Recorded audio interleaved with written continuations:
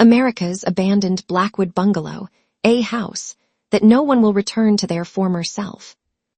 If you ever see a house called Blackwood Bungalow in the deep forests of Colorado, America, then please, no matter how curious you are, do not enter it, because those who entered did not return as the same person they were, and no one did not return. It was 11:47 p.m. It was raining heavily. For a few seconds, an old wooden bungalow was visible in the forest in the light of the lightning. Then it was dark again. The locals call that house Blackwood Bungalow. The house has been abandoned for almost 100 years. No one lives there. No one wants to stay. Because, it is said, if you spend the night in this bungalow, the next morning either the person disappears or returns as a completely changed person. No one can look into his eyes anymore. Because, they say, they can see the reflection of their own death in their eyes. This story begins in October 2024. Four friends, Ethan, Olivia, Mark, and Sophia, used to make Haunted Places Explore videos for YouTube. Their channel had millions of subscribers. One day, they decided to go to the scariest place ever. Blackwood Bungalow. They drove to the edge of the forest. There, they stopped at a small gas station. The old owner of the station fell silent after hearing their destination. He slowly said, "If you really go there, then remember one thing." Ethan laughed and said, "What?" The old man's voice trembled. "At exactly 3:13 in the morning, if someone calls your name, you will not answer." The four friends looked at each other and laughed. To them, these were superstitions. But the old man didn't say anything else. He just stared at their car, as if he knew that this car would never return. After about an hour, they arrived in front of the bungalow. Broken iron gate. Mossy walls. Broken window glass. The second-story balcony was almost hanging down. But the strange thing was, a yellow light was shining somewhere inside the house. Mark whispered, "No one is supposed to live in this house, so what's the light?" Ethan turned on the camera. "Guys, today we're going to spend the night in the most haunted abandoned bungalow in America. Let's see, are the stories true or just rumors?" They pushed the door open. The door made a sound, as if someone had opened it after many years.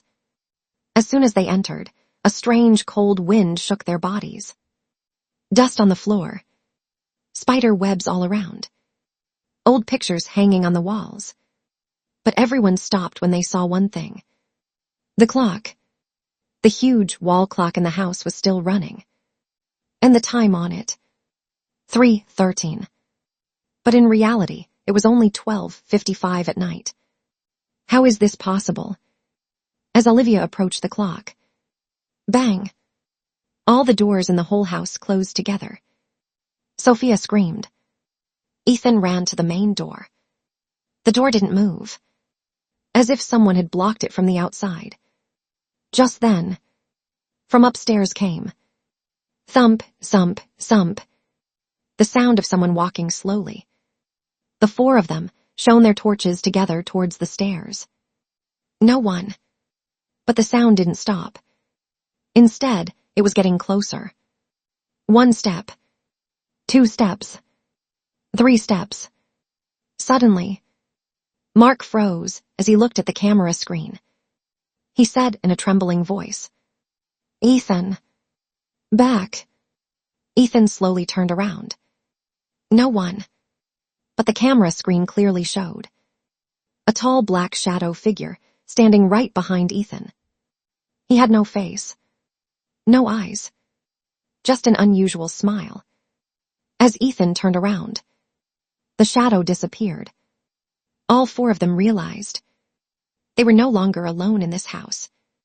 And at that very moment, a child's voice came from upstairs. "Ethan, come upstairs. I'm waiting for you." Ethan's face turned pale. Because this voice belonged to his younger sister Emily, who died 10 years ago. To be continued. In episode 2, Is Ethan really hearing his dead sister's voice? What will he find when he opens the door to the secret room of the Blackwood Bungalow? And why are there pictures of the same family hanging on every wall, while the faces in the pictures are slowly changing? America's abandoned Blackwood Bungalow. The call of the dead. Ethan's body suddenly started to tremble. He glanced at the stairs. The familiar voice came from above again. "Brother, why are you so late?" Emily, Ethan's younger sister. She died in a car accident 10 years ago. There was no question of her voice being wrong. Olivia held Ethan's hand tightly and said, "Ethan, that can't be Emily. She's trying to trap us." But Ethan seemed to be listening to nothing. He slowly started to climb the stairs. Mark quickly ran after him with the camera. Sophia kept saying, "I don't feel good. We should get out of here." But the door was still closed. They were trapped. As we climbed to the second floor, the air became colder. The smell of old wood was everywhere. A long corridor. Many closed doors on both sides. The most surprising thing, in front of each door, it was as if someone had just walked. Clear footprints on the dust.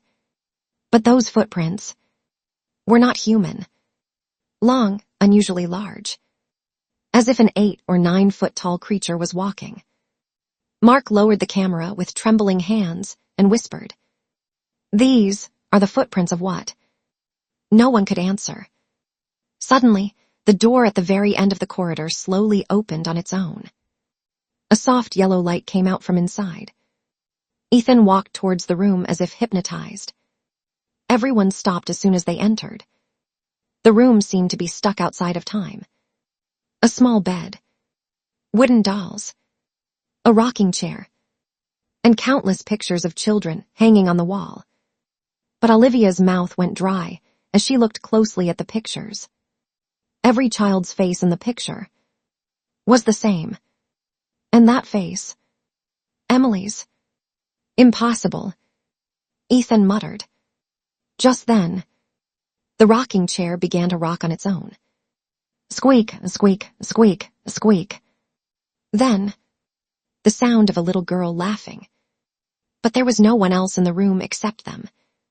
Mark was recording the room with a camera. Suddenly, he saw something on the screen that couldn't be seen with the naked eye. In a corner of the room, a little girl was standing. White dress, face down, long black hair. Mark screamed in fear. There's a girl standing there. Everyone looked. No one. Looking at the camera screen again. The girl slowly raised her head this time. But she didn't have eyes. Just 2 dark holes. Then, she looked at the camera and smiled. And at that moment, Blizz, the camera screen went black. An old diary was lying in a corner of the room. Olivia picked it up. The pages were almost tearing. Her throat went dry as she read the last text. It read, "If you're reading this diary, then she's already seen you.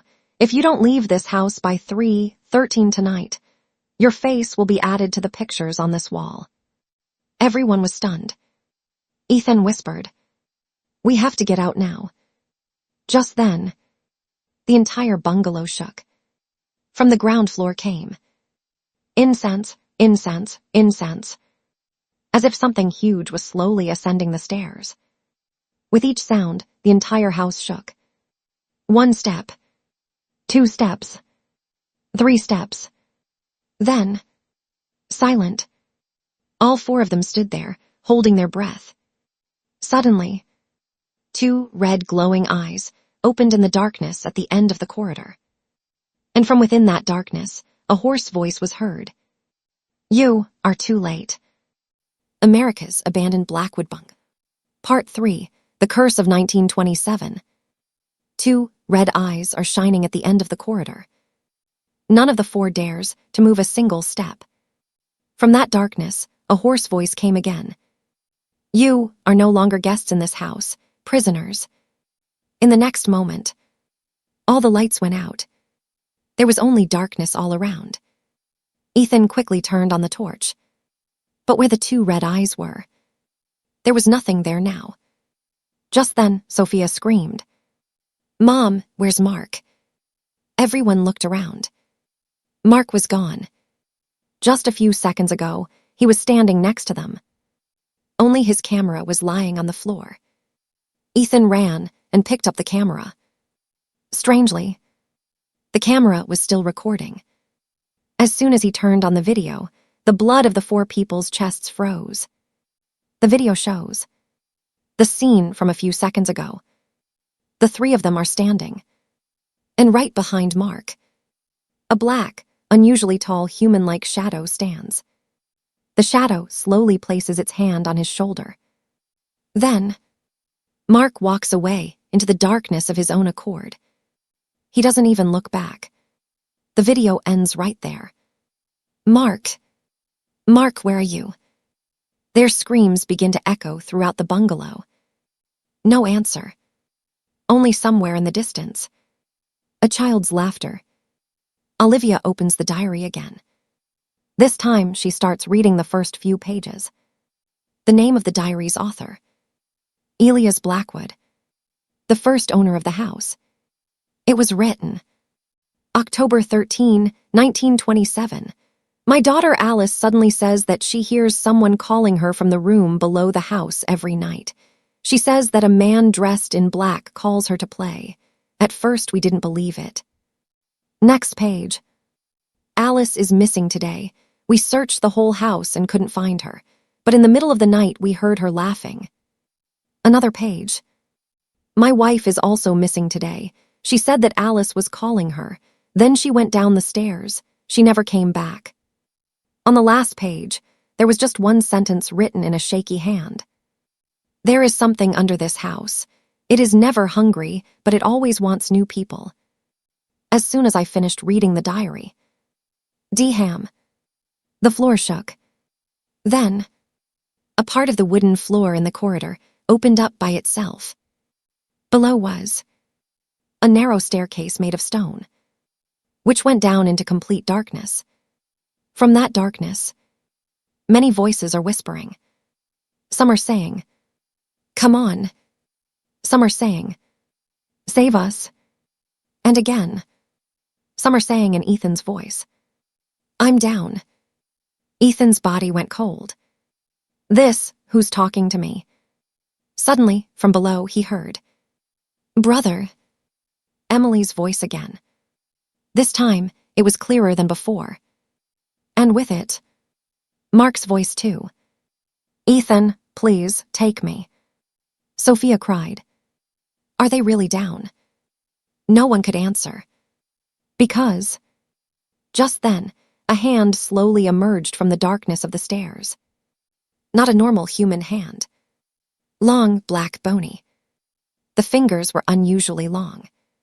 Then, another hand. Then, a head.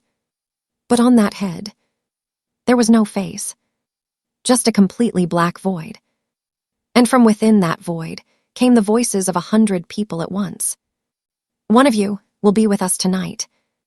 Ethan, Olivia, and Sophia backed away together. But they didn't realize. In the corridor, right behind them, Mark was standing. He slowly raised his head. A strange smile spread across his lips. But his eyes were no longer human. They were also glowing red. America's abandoned Blackwood Bungalow. Episode 4. Those who return are no longer human. Mark slowly raised his head. His eyes were red as fire. An unusual smile on his lips. But the scariest thing was, he wasn't blinking at all. Ethan said in a trembling voice, "Mark, are you okay?" No answer. Just that same smile. Then, Mark spoke in a voice that wasn't his own. It was like the voices of 100 people at once. "Mark is no more. He's one of us now." The next moment, he ran towards them on all fours at incredible speed. "Run!" At Ethan's shout, the three of them started running along the corridor.